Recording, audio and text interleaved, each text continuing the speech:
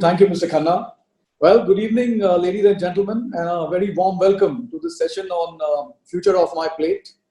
I think first of all, may I first of all thank you, the BW Business World, BW Hotelier, Mr. Khanna, Mr. Anurag Batra, and this entire team behind this show, and thank them for actually giving us this beautiful opportunity to come together and give us this platform to share our views on this Black Swan event, which has really brought our industry to a grinding halt. A lot of businesses have got affected, but certainly the hospitality industry, as you're all aware, is in complete red. We are probably one of the worst hit industries and obviously taken in by a complete surprise. In the next 90 minutes or so that the show's time is, I'm quite privileged and honored, to share the stage with these champion chefs of the industry. And I do hope that these 90 minutes are very engaging, meaningful, and encouraging for the audience, as well as for all of us to learn from each other. Before we get on to the topic, really, let's look at what has really happened, transpired in the last 3 months. The entire perspective on the COVID-19 has changed, given the resistance that the virus has offered, all the interventions of the experts. We started with conquering, then we moved on to containing. But I think in the last 30 to 40 days, we have accepted the fact that we have to coexist with the COVID-19. And if I go back, memory serves me right, 2611 defined and permanently transformed the entire security across the world. And the hospitality industry never looked at security the way it ever looked before. Similarly, it's going to happen here. Has the learning cycle just begun for all of us? What will happen with this? Would COVID-19 will redefine the safety and hygiene standards for the years to come? Remember, what we learn in a crisis today will also make us smile and comfort tomorrow. So what does the new normal hold for us? There has been a lot of chats, there's been a lot of talks, there's been a lot of articles which have been written on that. Is sanitation the new hygiene and cleanliness the new amenity? Would cleanliness now replace location? When we spoke about restaurants, when we spoke about hotels, we always said location. Would it be replaced by cleanliness? Is health the new wealth? What does the new normal hold for us in the future? Is contactless service the new personalization? Seldom heard, seldom seen, never touched, and always felt, the new gold standard in service? Is quality, safety, and responsibility the new definition of QSR? Is takeaway the new restaurant in the making? Has the buffet seen the Last Supper? Has the big fat Indian wedding gone on a diet? Sometimes in life, you have to move 2 steps forward. You have to move 1 step backward. I guess the time is now. The customer is very nervous today. If somebody asks me that what is that one word which can define what the guest feels today, it's nervousness. Okay, how do we move from here? So the customer needs some kind of confidence. He needs some kind of an assurance. And I must say that all the change and all the articles that one has read over the last 1 or 2 months, the kind of effort people have put into making various hygiene and sanitation standards, making food safety standards, security standards, the way people have come about, the way manuals have been written, the way training is being conducted, is absolutely phenomenal. How the industry has not sat back, how the industry has really come about and say, okay, let's fight it all together. So that is absolutely brilliant. Okay, but in this moment of nervousness, the moments of truth have to turn into moments of trust. And it's really our job as hoteliers, okay? How do you bring those moments of trust? Perception is very important in our industry. Not only do we have to eliminate germs, but also eliminate anxiety. Without so much ado, ladies and gentlemen, let me first of all introduce my most beautiful panel. Some of them are friends, some of them I've worked with for many years, but really privileged and proud to host the show along with them. So we'll take a quick introduction round. We'll start with the lady on the center of the screen. I'm actually totally privileged that I've been her colleague for last 28 years or so. Chef Manisha Basin, who's the corporate chef of ITC Hotels, joined the hotel industry in 1987 as a kitchen executive trainee and has certainly moved up after 3 decades of experience as the top chef or the corporate chef of ITC Hotels. She's also the vice chairman of World Chefs Committee, board member of IFCA, president of the Chefs Guild of India, a board member of Cuisine India Society, was recognized as the world's top 10 chefs with Marriott Worldwide in 2001 and was also given the national award by the best chef by the government. She's really known for her hard work, her talent, her leadership abilities are absolutely unbelievable. People who have worked with her can definitely vouch for it. One thing I must mention is the cuisine that she brought to the table was the Delhi cuisine when she happened to be the chef at the Welcome Hotel chef in Saket, and that certainly deserves a special mention. Apart from opening of the variety, lot of restaurants that she has certainly been involved in ITC Hotels. Her list of recognition is endless, but I thought I'll read out a few. Amongst the top 10 most admired chefs of 2014, recipient of the distinguished contribution of Lord Billy Moria, House of Lord UK in 2017, winner of the National Tourism Award, winner of the Star of the Industry Chef of the Year. The award recognizes the creativity and efforts. Winner of the Chef of the Year award given by the FHRI, winner of the Chef of the Year, Lady Chef of the Year by PHDCII, and the International Award for Culinary Excellence. So Manisha, warm welcome to the show. Look forward to the interaction with you. Next on my intro is this very handsome chef Rohit Gambhir, which you all must have seen a lot of articles. I have read about him. I've eaten his food. I've seen his work. And after going through the large experience that he has, I can guarantee tell you that he's certainly a global chef and a global traveler. Rohit, just like Manisha, also started off with the Oberois at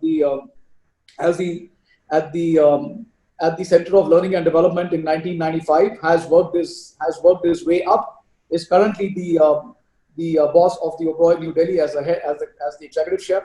In the early part of his career, Chef Gambhir trained in Michelin-star restaurants in Rome and Sicily before leading operations at the Oberoi Mumbai as senior sous chef.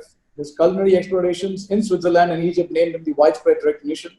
He has represented the Oberoi in various international forums, including Global Restaurant Investors Forum in Dubai, the Table Culinary Challenge held in Taipei, Kuala Lumpur. As a part of cross exposure, he's worked in Mauritius, Bali, Lombok, and hence I mentioned he's a global traveler who's really brought the global plate to the city of New Delhi. His recent achievements, to quote a few, once again, a lot of them, but just to highlight a few. Hotelier Award 2019 as a finalist, appearance at MasterChef India as visiting jury member in 2014, recognition in Hotelier India magazine in the Hot 100 2015 list as a Chef of the Year 2011, and then at the Hotelier India Award, awarded as the Chef of the Year. Chef Gambhir is also featured in the top 10 best chefs list by V. Shankly's Choice in 2018. He's a regular there at the brunch, so people who follow him would see him over there. So it's great to see you, Rohit. I look forward to the interaction with you.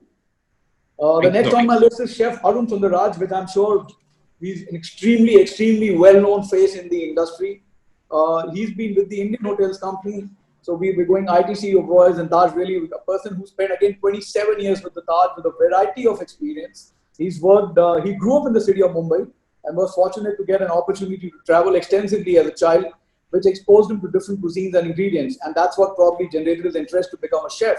So he's a very widely traveled man, and with the Taj Group of Hotels also, I think I have seen his CV, he's worked with many hotels, but some noteworthy mentions is Taj Mahal Palace, Taj Exotica, Taj Falaknuma Palace in Hyderabad, and now currently based as the executive chef at Taj Mahal, New Delhi. With his rich and diverse experience, Chef Arun is true sense a rising culinary star who's constantly innovating and endeavors to deliver that onto a plate. His cuisine influences the food, but the magic in his flavors that he really works on. And I love that all the chefs who work on their flavors more than just the design on the plate, are not created by clever use of fresh ingredients. Self-motivated and dynamic, very humble man. With our interactions, I can say that Chef Arun brings to the table the hidden treasures from his kitchens. An emerging culinary hero, he constantly endeavors to create something new and unique. One thing common about all these chefs are the awards and accolades that these guys have won. Again, highlighting a few, he was declared the winner in the category of Chef of the Year at the Times Food and Nightlife Awards. Arun Sundaraj was conferred the Jury Award for exemplary contribution to the profession by BW Hotelier 2017. Wasabi by Marimoto at the Taj Mahal Hotel has been featured amongst top 50 restaurants.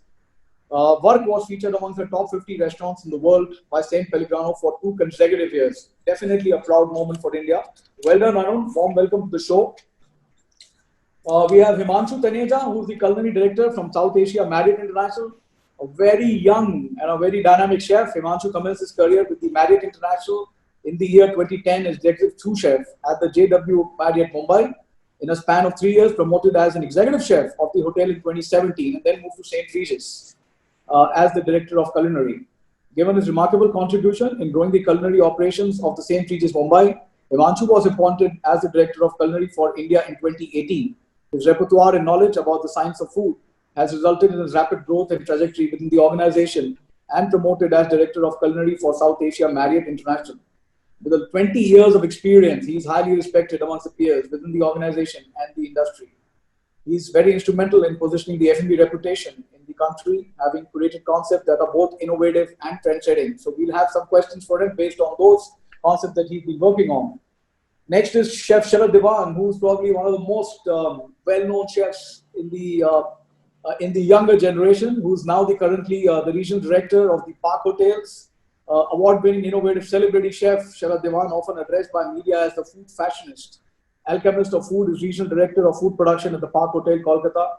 An alumni of Institute of Hotel Management, Delhi and Pune. Chef Dewan carries 26 years of experience with him. He's opened 12 restaurants, pan-India, in 12 years. Currently involved in opening of 2 hotels in Pune and Indore. In his present role, he sees the creative kitchens of Park Hotels in Kolkata, Mumbai, Navi Mumbai, Bangalore, Vizag, and 2 hotels in Goa and Flores. He was recently crowned Chef of the Year by the coveted T2 for the year 2017-18 and the most innovative chef by BBC Food Guide Food Awards at 2018-19. So Sharad, great to see you again, an ex-colleague at ITC Hotels, but great to see you at the panel. You look as young as ever. Moving on to Chef Rajiv Jangweja, who is the corporate chef of Lemon Tree Hotels. He started his career with the Taj Group of Hotels, and after completing his studies from IIM Lucknow, over the years, he's honed the skills at various Taj hotels across the country and then moved on with some other leading retail food businesses as well. During his career, Rajiv has launched many quality restaurants like the Machan and Ricks, the famous Machan and Ricks at the Taj Mahal Hotel, New Delhi. As a corporate chef of Lemon Tree, Rajiv is directly responsible for the food and beverage production and service of 80 hotels in 48 cities. And he's a marathon runner, and I can well imagine only a person like him could fit into the bill of running 80 hotels in 48 cities. So he's also the proud recipient of the Tata Award for Business Excellence. With a career spanning over 34 years, he brings with him a rich and relevant experience of launching exciting new restaurants and food concepts. Rajiv is presently playing a very key role in revamping LTH's culinary strategy and assisting the group achieve vision of being dominant and mid-market hotel chain in India. Warm welcome, Rajiv. Thank you. Last on the panel, in no particular order though, is Chef Neeraj Tyagi, who is the Director of Culinary Pullman and Novotel New Delhi Aero City. At Pullman and Novotel New Delhi, he leads the culinary operations across 6 restaurants and bars of the dual property, which includes many restaurants and many award-winning restaurants.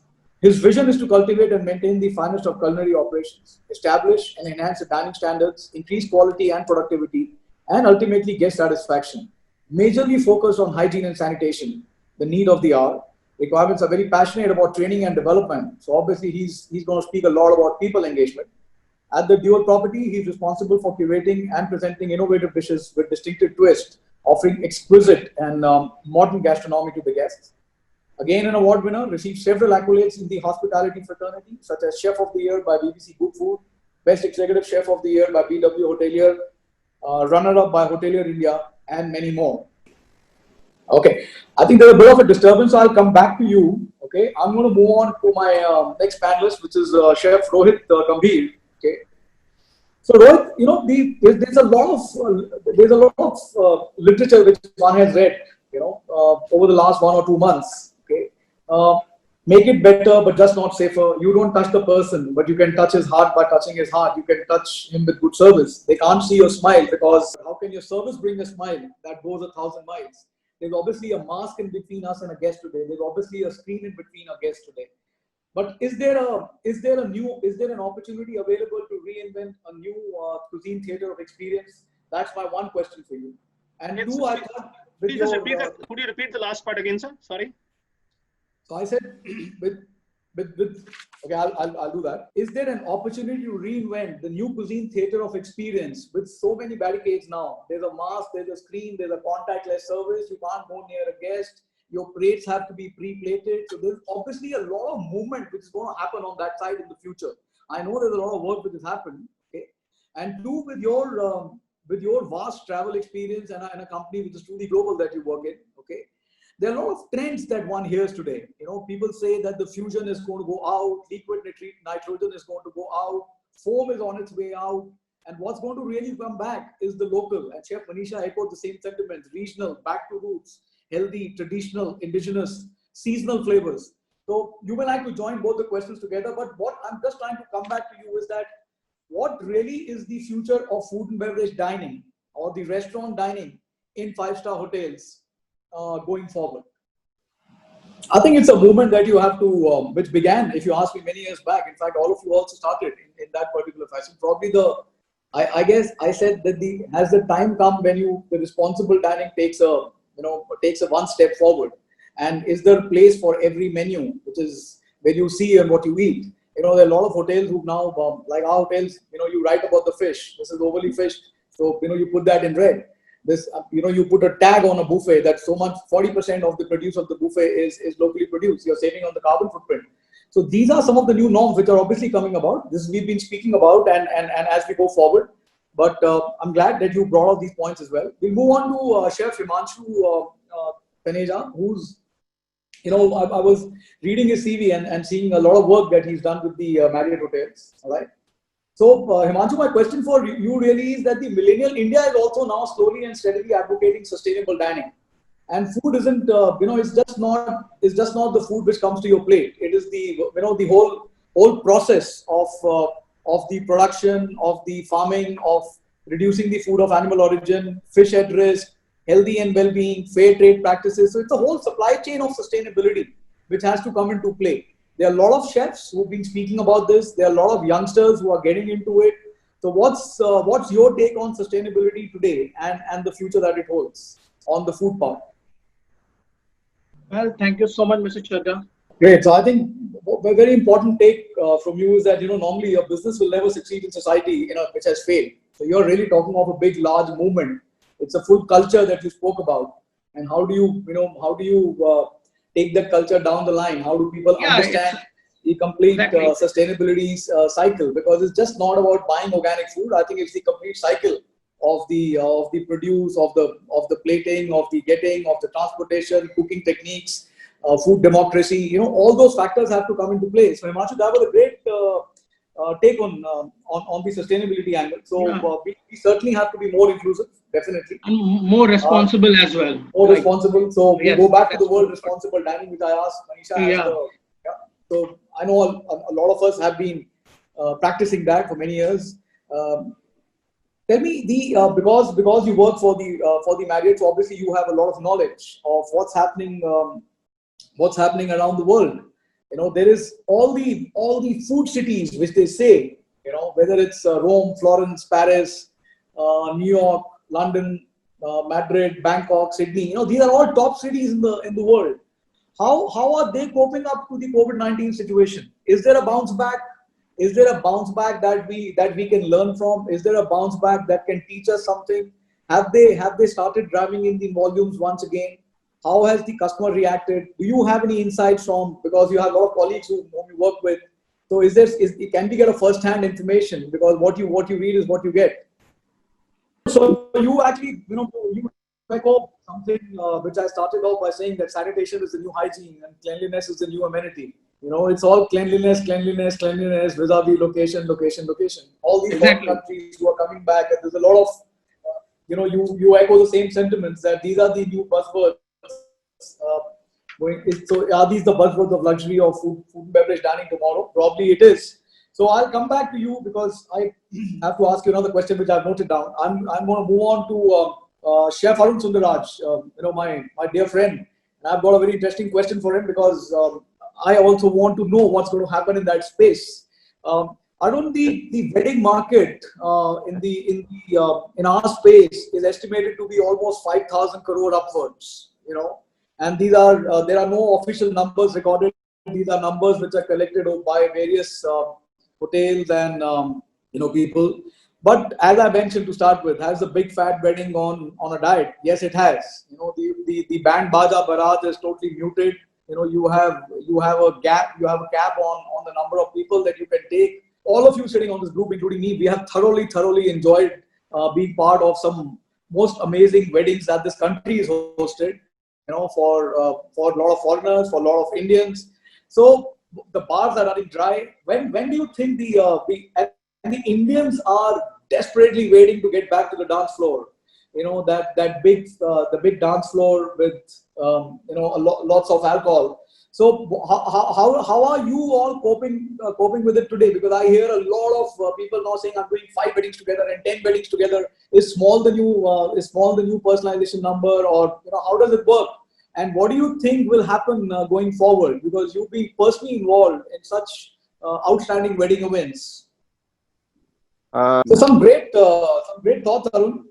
You're bang on. I think it's a great opportunity for the Indians to hold the weddings back. I mean, it's a heaven sent opportunity. And you spoke quite a bit. But if I was to ask you, what are the top 3 USPs that we guys can create today to hold these weddings back? There's a lot of weddings which went abroad, and we all deal with the same wedding planners, the same guest axo. Actually, one wedding has happened in Thailand, one has happened here, it can't happen here, etc. And India is a land of amazing opportunities. From mountains to beaches, you got all kinds of locations. Our food is spectacular. Our warmth is, definitely unmatchable. All the brands do extremely well on that front. Okay. So what are those three things which will come to your mind, which can hold them back for the near future?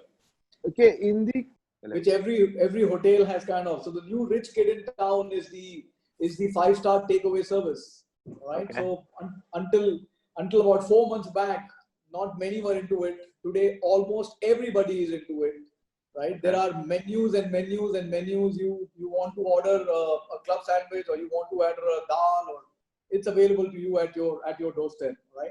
So my question to you is that how does the packaging, the entire delivery system, because when you are dining in a restaurant, it's just not the food. It is the ambience, the service, the professionalism, the entire gamut which comes along in the entire evening, right? So is as Himanshu mentioned, that takeaway service, Rohit also I think touched upon the takeaway service, okay? So is this something that everybody's kind of jumped on because this is probably the only revenue producing opportunity right now? Or do you feel, as the numbers that Himanshu was saying, that when things start coming back to normal, these things start declining? Or do you think, I'm not talking about you as a company, but what's your take on the takeaway? Is it the new restaurant in the making? Okay. I think one more thing that's going to happen is that it's going to put a lot of pressure on the kitchen, if you ask me, because when you dine in a restaurant, food is one part of the entire experience. Now tomorrow, the center stage is the dish that you sell to somebody's house, and it's completely there. So the storyteller has vanished from the restaurant, but the dish is the story by itself. So it's going to put some added pressure. But I believe I have same views that this is something which can exponentially grow. It's an experience that you need to create. There is a market available, and which we are witnessing. I guess everybody was shy because there was certain price point this market was available, and most of the 5 stars have come into certain segment. You need a particular dish. It's like a 5-star hotel. You got a coffee shop, you got a branded restaurant, you got a Chinese restaurant, and there are different price points.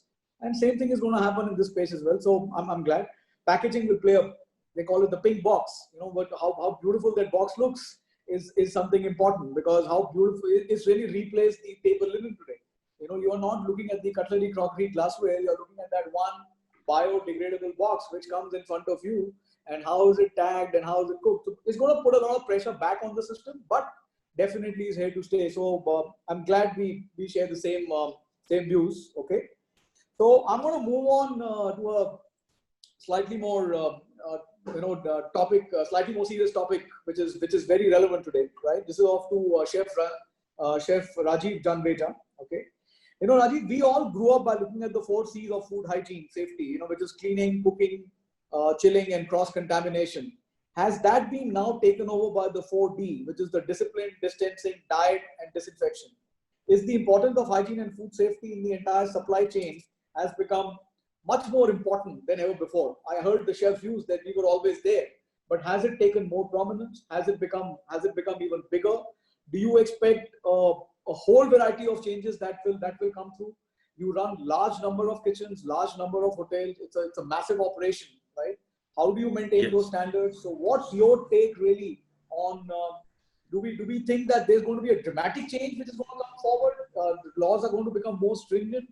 Do we need to get into some kind of certification in five-star kitchens, in standalone kitchens to get in this aspect. So I thought we'll hear it from you because you run a large operation. So Sharad, I'm going to come to you. We're running out of time actually. We are almost getting towards the end of the session, and I still have a few questions for you and for Neeraj. Now I'm going to try and join both the questions which I thought for you because you cater to a lot of young audience. The kind of stuff that you all do.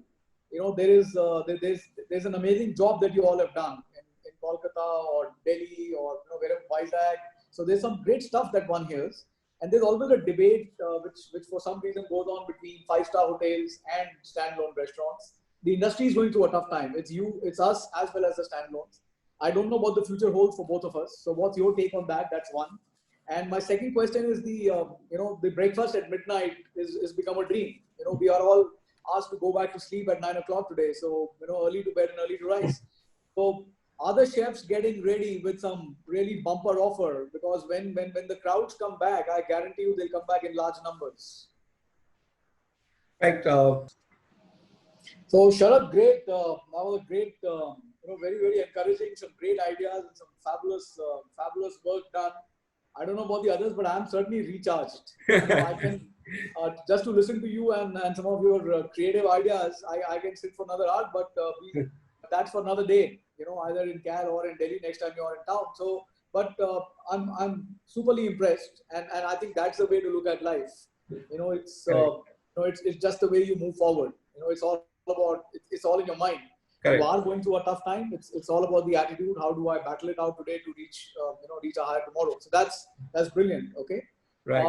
Chef Tyagi, I'm sorry you've been patiently waiting and listening to everybody, but I understand that you are the youngest of the lot. So this is what happens in our industry. You have to wait for your turn. Okay. So my question to you is completely on the engagement. Engagement with employees, engagement with the youngsters. What is it that you are doing today, to keep your workforce engaged? Because, this is a community which cannot sit idle. There is no way, you are not operators. You have to take out your knives. You have to take out your frying pan. You have to cook. So what is it that you are doing at this point in time to keep the workforce engaged? Any thoughts on that? So good evening, everyone. I think, I thoroughly enjoy it. I've been listening to